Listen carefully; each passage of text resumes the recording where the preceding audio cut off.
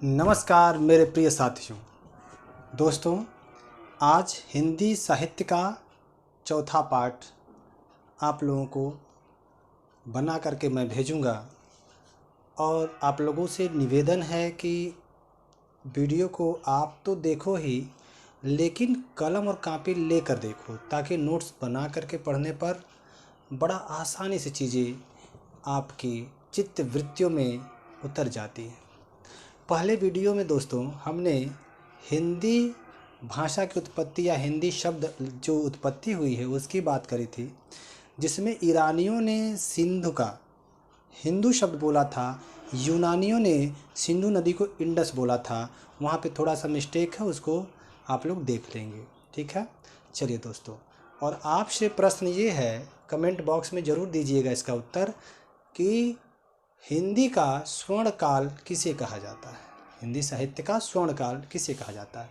अब आइए हम लोग चलते हैं हिंदी साहित्य में, और हिंदी साहित्य के इतिहास में ये जो चौथा वीडियो है दोस्तों, इसमें समझना है कि हिंदी साहित्य का जो इतिहास है, शुक्ल के अनुसार पहले साहित्य की परिभाषा देख लेते हैं। इसमें इन्होंने कहा कि प्रत्येक देश का साहित्य वहाँ की जनता की चित्तवृत्तियों का संचित प्रतिबिंब है। जनता की चित्तवृत्तियाँ बदलती रहती हैं, तब यह भी निश्चय है कि साहित्य के स्वरूप में भी परिवर्तन होता चला जाएगा। इन चित्तवृत्तियों को आदि से अंत तक परखते हुए साहित्य परंपरा के साथ सामंजस्य बैठाना ही साहित्य है। और ये सत्य भी है दोस्तों। आप मुंशी प्रेमचंद्र को पढ़िए, जो उपन्यास सम्राट के नाम से जाने जाते हैं। आप किसी भी लेखक को पढ़िए तो वह अपने देश, अपने क्षेत्र के वातावरण के हिसाब से साहित्य का सृजन करता है, और इस साहित्य के सृजन में वहाँ के लोगों के मानसिक, सामाजिक, आर्थिक, राजनैतिक परिप्रेक्ष्य में जो भी धारणाएं होती हैं सब उसमें वर्णित होती हैं। इसी प्रकार शुक्ल की यह जो परिभाषा है बहुत ही चरितार्थ होती है किसी भी देश के साहित्य के लिए।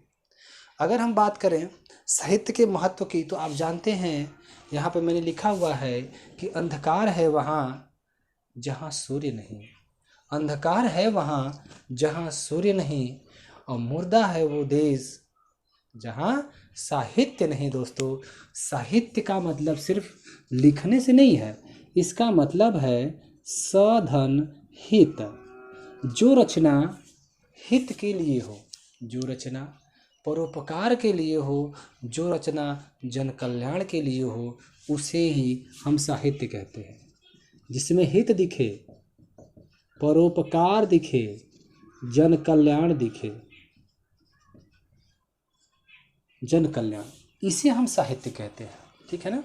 तो परोपकार, हित और जन कल्याण को हम साहित्य का नाम देते हैं दोस्तों, इस चीज़ को ध्यान रखिएगा। दोस्तों, साहित्य लेखन में अगर पूछे कि सबसे आवश्यक क्या होता है तो ध्यान रखिएगा। अगर हम लोग बात करें साहित्य लेखन, साहित्य लेखन तो इसमें ध्यान रखिएगा सबसे ज़रूरी होता है साक्ष्य। साक्ष्य का मतलब प्रमाण। कोई भी चीज़ लिखना है तो साक्ष्य होना बड़ा ज़रूरी है। अब इसमें एक तो होता है अंतः साक्ष्य, अंतः साक्ष्य, और एक होता है बाह्य साक्ष्य। अब जानते हैं ये थोड़ा हमारे साहित्य में कम मिलता है, ये अधिक मिलता है। इसमें क्या होता है ना, कवि स्वयं के बारे में लिखता है, और इसमें क्या होता है किसी दूसरे के बारे में लिखना। अब एक चीज़ समझिएगा, अगर बात करें स्वयं के बारे में कवि लिखेगा तो यह अधिक प्रमाणित होगा। क्या होगा? यह अधिक प्रमाणित माना जाएगा, क्योंकि स्वयं के बारे में लिखा है तो उसको जानकारी जरूर होगी। लेकिन अगर वह किसी दूसरे के बारे में लिखता है तो एक तो हो जाएगा प्राचीन साक्ष्य, और एक हो जाएगा दोस्तों आधुनिक साक्ष्य। क्या हो जाएगा? आधुनिक साक्ष्य। अब जाहिर सी बात है, जो प्राचीन साक्ष्य है यह अप्रमाणित होगा या अस्पष्ट होगा, याद रखिएगा, अस्पष्ट। और आधुनिक साक्ष्य स्पष्ट होगा। आधुनिक साक्ष्य क्या होगा? स्पष्ट होगा, और प्राचीन साक्ष्य अस्पष्ट होगा। इसी कड़ी में मैं आपको बताता हूँ कि जो प्राचीन रचनाएं हुई हैं काफ़ी पहले, मतलब शुरुआती हिंदी साहित्य का जो शुरुआती रचनाएं हुई हैं, जो हिंदी साहित्य के नामकरण, हिंदी जो है साहित्य के विशेषताओं को बताती हैं, उसे मैं प्राचीन साक्ष्यों में देखिए, जैसे हमने लिखा हुआ है कालिदास हजारा, 84 वैष्णवन की वार्ता, 252 वैष्णवन की वार्ता, सतकवि गिराविलास और भक्तमाल। ये जो कालिदास हजारा है दोस्तों ना, देखिए कालिदास हजारा, हजारा से हजार, इसमें क्या है 1000 कवियों का उल्लेख मिलता है दोस्तों। सोचिए 1000 कवियों का उल्लेख कालिदास हजारा मिलता है, और नाम से पता चल रहा है कि इसे लिखा है कालिदास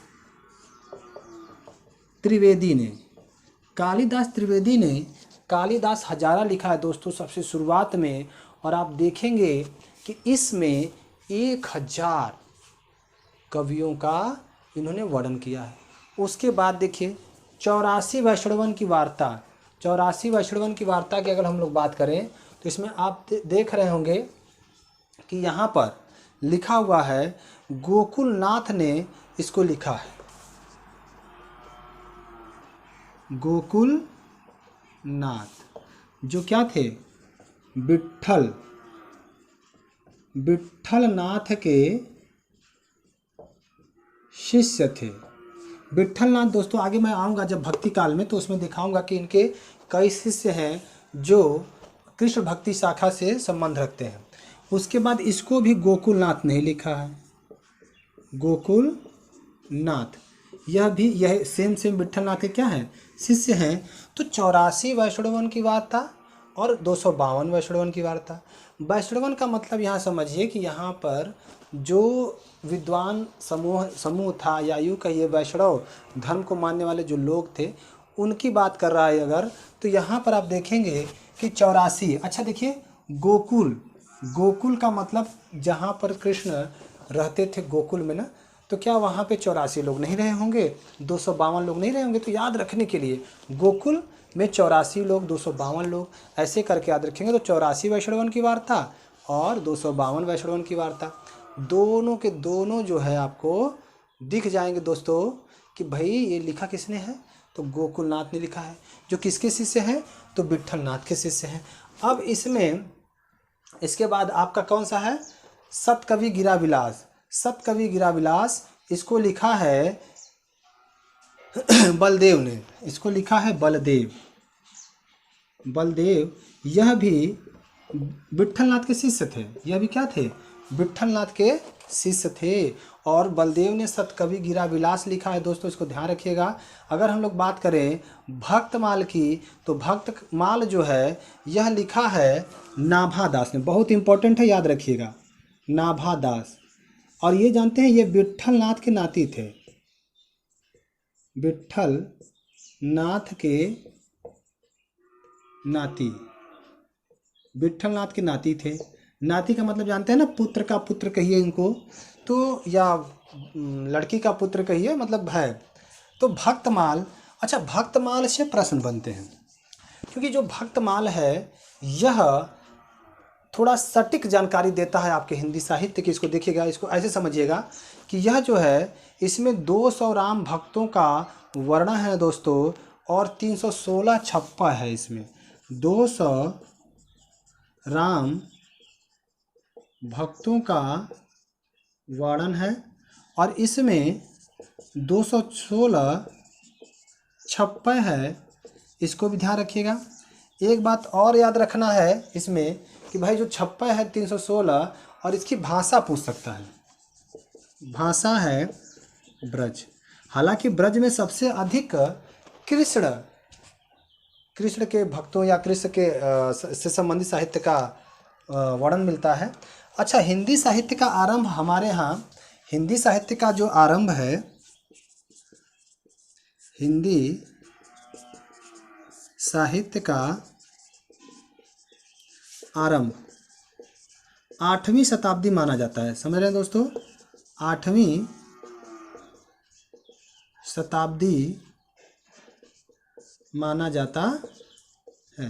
तो 8वीं शताब्दी जो है, यह माना जाता है कि हिंदी साहित्य का जो सृजन शुरू हुआ या हिंदी साहित्य का जो विकास हुआ वो 8वीं शताब्दी से आरंभ होता है। ठीक है, चलिए अभी हम लोगों ने जो प्राचीन साक्ष्य देखा उसमें आपका 84 वैष्णवन की वार्ता, 252 वैष्णवन की वार्ता, ठीक है ना।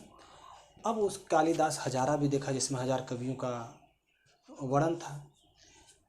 अब हमने कहा था कि जो प्राचीन साक्ष्य वो थोड़ा अस्पष्ट होते हैं, लेकिन आधुनिक साक्ष्य स्पष्टता के दृष्टि से स्पष्ट होते हैं। अब इसमें जब हम आधुनिक साक्ष्य की बात करते हैं तो सबसे पहला, सबसे इम्पोर्टेंट जो महत्वपूर्ण जो साक्ष्य है वो है गारसा द तासी की एस्तवार द ला लित्येतुर एंदुई ए हिंदुस्तानी। यह रचना है दोस्तों। आपको पता होगा कि उस समय हमारे देश पर अंग्रेज़ों का राज था।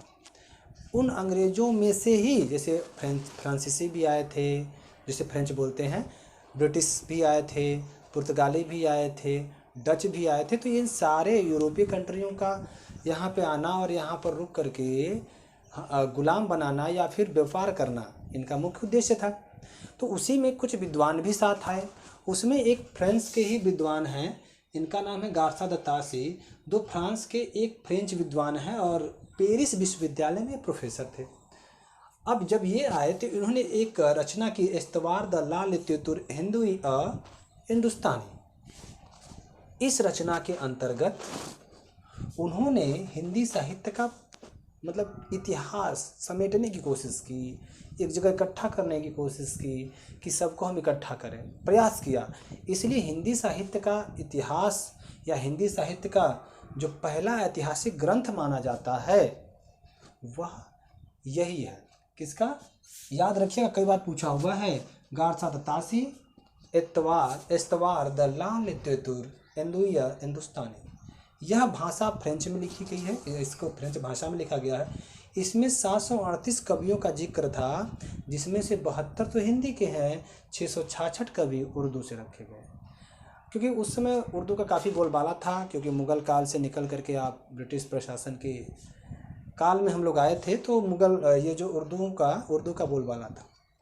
इसका प्रकाशन अगर देखा जाए तो एक भाग यानी प्रथम भाग 1839 में और दूसरा भाग 1847 में प्रकाशित हुआ था। इसमें दोस्तों कुछ दोष भी है। दोष क्या है कि काल विभाजन का नामकरण इन्होंने किया ही नहीं। काल विभाजन का जो नामकरण है इन्होंने किया ही नहीं। सोचिए भाई, बिना नामकरण के हम काल विभाजन क्या।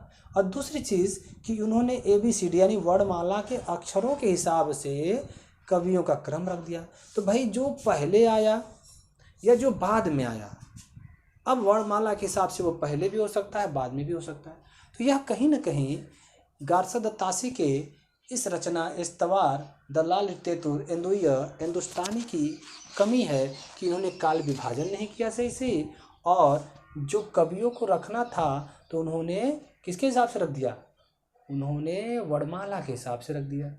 तो भाई आज अगर कोई अ से है, 1000 साल बाद फिर ए से कोई आ गया, तो क्या हम उसको राज वाले के साथ रख देंगे? तो ये बहुत बड़ी कमी है दोस्तों। अब देखिए, इस ग्रंथ का हिंदी में अनुवाद करने वाला व्यक्ति जो है लक्ष्मी सागर वार्ष्णेय हैं, और इन्होंने हिंदुई साहित्य का इतिहास 1952 में लिखा, इसी को हिंदी में रूपांतरित कर दिया। अब आते हैं इसके नेक्स्ट पार्ट पे, जिसका नाम है तज़किरा शुअराई ई हिंदी। शुअराई देखिए, करमुद्दीन, इसको 1848 में उन्होंने लिखा था, और इसमें भी साहित्य को, हिंदी के इतिहास को एक जगह इकट्ठा करने की बात की जाती है। ठीक है दोस्तों, हिंदी साहित्य के इतिहास के लिए उसके बाद जो प्रयास किया शिव सिंह सरोज ने। शिव सिंह सरोज यह रचना है और इसके लिखने वाले हैं शिव सिंह सेंगर। और ध्यान रखिएगा, इन्होंने पहली बार हिंदी साहित्य को के इतिहास को हिंदी भाषा में लिखने का प्रयास किया। इसलिए कहा जा सकता है कि हिंदी में लिखा हिंदी साहित्य का पहला ऐतिहासिक जो आपका ग्रंथ है वह शिव सिंह सेंगर का ग्रंथ है।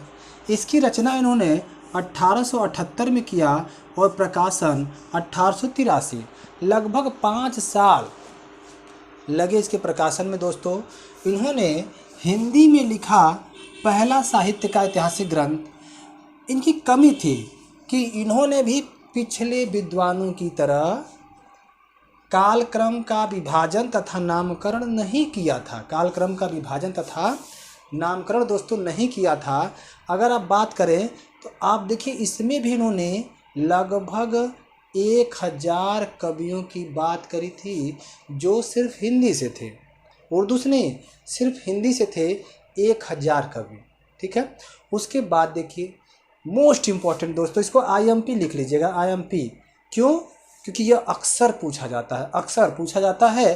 क्यों पूछा जाता है? क्योंकि पहली बार नामकरण करने का जो प्रावधान था इस the modern vernacular literature of Hindustan में जो जॉन अब्राहम ग्रियर्सन के द्वारा लिखा गया था। जॉन अब्राहम ग्रियर्सन, या इनको कहीं कहीं हम लोग जॉन ग्रियर्सन भी कहते हैं, जॉन ग्रियर्सन, तो कोई दिक्कत नहीं है, जॉन ग्रियर्सन कहिए या इनको जॉन अब्राहम ग्रियर्सन कहिए दोस्तों, ध्यान रखिएगा। उसके बाद अगर हम लोग बात करें कि इसका प्रकाशन 1888 में किया गया, और जानते हैं इस समय अंग्रेजों का शासन हमारे यहाँ हुआ करता था, तो इसका प्रकाशन 1888 में। इसकी भाषा अंग्रेजी थी, ठीक है ना, भाषा अंग्रेजी थी, और कवि इसमें 952 थे। और देखा जाए तो सही अर्थों में हिंदी साहित्य का पहला ऐतिहासिक ग्रंथ इसी को माना जाता है दोस्तों। सर्वप्रथम काल विभाजन तथा नामकरण का प्रयास किया गया। इसका हिंदी में अनुवाद, इसका हिंदी में अनुवाद किसने किया था? तो वो है दोस्तों किशोरी लाल गुप्ता, जिन्हें विंध्य गौरव के नाम से जाना जाता है। ध्यान रखिएगा, किशोरी लाल गुप्ता को हम विंध्य गौरव के नाम से जानते हैं। इन्होंने हिंदी साहित्य का प्रथम इतिहास नामक बुक लिखी, जिसका प्रकाशन 1957 में किया गया। अब बात करते हैं मिश्र बंधु विनोद, बात करते हैं मिश्र बंधु विनोद का। ठीक है। अगर हम लोग बात करें इसमें तो आप पाएंगे कि ये सब मिश्र बंधु जो हैं ये 3 भाई थे। क्या थे? 3 भाई थे, जिन्होंने हिंदी साहित्य को एकत्रित करने की कोशिश की। इसके प्रथम 3 भागों का प्रकाशन 1913, जब रविन्द्रनाथ टैगोर को साहित्य के लिए नोबेल पुरस्कार मिल रहा था, तो ये लोग अपना प्रकाशन करा रहे थे। चौथा भाग का प्रकाशन 1934 में होता है दोस्तों। उसके बाद आप देखेंगे कि इसमें लगभग 5000 कवियों का उल्लेख मिलता है। 5000, पहली बार ऐसा हो रहा है कि 5000 कवियों का उल्लेख एक साथ मिल रहा है। इसमें हुआ क्या कि अनेक अज्ञात कवियों को भी प्रकाश में लाया गया और उनके साहित्यिक महत्व को बताया गया। इसका भी दोष वही है दोस्तों कि इसने भी काल विभाजन की स्पष्ट नीति नहीं बताई। यही कारण है कि एक दोष इसमें भी है, काल विभाजन। ठीक है ना। उसके बाद देखिए, एकदम अच्छा वाला विभाजन करने की बात करिए तो आचार्य रामचंद्र शुक्ल ने किया है 1929 में हिंदी साहित्य का इतिहास। और वैज्ञानिक दृष्टिकोण से देखा जाए तो वैज्ञानिक दृष्टिकोण से यह हिंदी का प्रथम ऐतिहासिक ग्रंथ माना जाता है। और इसमें भी 1000 कवि हैं, 1000 कवियों का उल्लेख है दोस्तों। और इसमें दोहरा काल विभाजन किया गया है, ध्यान रखिएगा। दोहरा काल विभाजन, आदिकाल है ना, भक्ति काल, रीतिकाल। तो कहने का तात्पर्य है कि इसमें दोहरा काल विभाजन है। और हिंदी शब्द सागर की भूमिका के रूप में इसका प्रकाशन 1929 में होता है, और पुस्तक के रूप में प्रकाशित होता है 1940 में। पुस्तक के रूप में यह प्रकाशित होता है 1940 में। और हिंदी साहित्य को व्यवस्थित रूप देने का जो श्रेय है यह आचार्य रामचंद्र शुक्ल के इस हिंदी साहित्य के इतिहास नामक पुस्तक को देना होता है। तो दोस्तों आप देखिए, एक एक जो साहित्यिक ग्रंथ हैं, मैं उनकी कमियों और उनकी अच्छाइयों को बताते जा रहा हूँ। आपका प्रश्न अब यहाँ से नहीं बनता है कि किसने लिखा, आपका प्रश्न बनता है कि वैज्ञानिक दृष्टि से हिंदी साहित्य का जो है कौन सी पुस्तक है जो वैज्ञानिक दृष्टि से पहली ऐतिहासिक ग्रंथ के रूप में जानी जाती है। तब आपको ऐसे लिखना है। पूछ सकता है कि इसे पुस्तक के रूप में कब प्रकाशित किया गया, तो 1940 में किया गया। ठीक है ना। तो आपको मैं एक एक बिंदु को बहुत ही बारीकी से समझाते हुए आगे बढ़ूंगा। उसके बाद सबसे इम्पोर्टेंट आचार्य हजारी प्रसाद द्विवेदी, दोस्तों इनका 3 ऐतिहासिक ग्रंथ हैं जिसका क्रम याद रखना बड़ा जरूरी है। 1940, 1952, 1955। इन्होंने हिंदी साहित्य की भूमिका 1940 में लिखी थी और हिंदी साहित्य का उद्भव एवं विकास 1952 में लिखा था। हिंदी साहित्य का आदिकाल इन्होंने 1955 में लिखा था। तो ये क्रम बहुत तेज पूछता है दोस्तों, इसको ध्यान रखिएगा। और हजारी प्रसाद द्विवेदी ने 10वीं से 14वीं शताब्दी को ही आदिकाल माना है। ठीक है ना। आगे देखिए, हिंदी साहित्य का दूसरा इतिहास बच्चन सिंह ने लिखा है दोस्तों, और बच्चों को हमेशा दूसरा इतिहास पसंद होता है। ठीक है ना। उसके बाद देखिए, हिंदी साहित्य का वैज्ञानिक इतिहास गणपति चंद्रगुप्त ने लिखा है 1965 में। उसके बाद है हिंदी साहित्य का आलोचनात्मक इतिहास 1938 में डॉक्टर राम कुमार वर्मा। राम कुमार वर्मा एक आलोचक थे, इसको ध्यान रखिएगा, इसलिए आलोचनात्मक इतिहास लिखा है। हिंदी काव्य धारा, ये धारा की तरह हमेशा बहते थे, घुमक्कड़ वाले जिंदगी में ये रहते थे, तो धारा की तरह बहने वाले हिंदी काव्य धारा में राहुल सांकृत्याय। हिंदी साहित्य का इतिहास दर्शन नलिन विलोचन। विलोचन देखिए, दर्शन करना है तो लोचन होना चाहिए, लोचन है ना। तो नलिन विलोचन शर्मा ने हिंदी साहित्य का इतिहास दर्शन लिखा है। हिंदी साहित्य की कहानी लिखा है प्रभाकर माचवे। बड़ा मज़ा आता है कहानी सुनकर प्रभाकर माचवे की। हिंदी साहित्य की कहानी प्रभाकर माचवे। हिंदी साहित्य धीरेन्द्र वर्मा ने लिखा है। और हिंदी भाषा का उद्भव एवं विकास उदय नारायण तिवारी ने लिखा। और एक हजारी प्रसाद द्विवेदी ने भी लिखा है, लेकिन उदय नारायण तिवारी ने भी इसको लिखा है। और लास्ट है दोस्तों, हिंदी साहित्य का अतीत विश्वनाथ ने हिंदी साहित्य का अतीत लिखा है। इस प्रकार से पूरी तरह से जो ऐतिहासिक ग्रंथ हैं जो हिंदी के कालखंड को, हिंदी के नामकरण को उजागर करते हैं, वह समाप्त होता है। तब तक के लिए धन्यवाद। जय हिंद, जय भारत दोस्तों।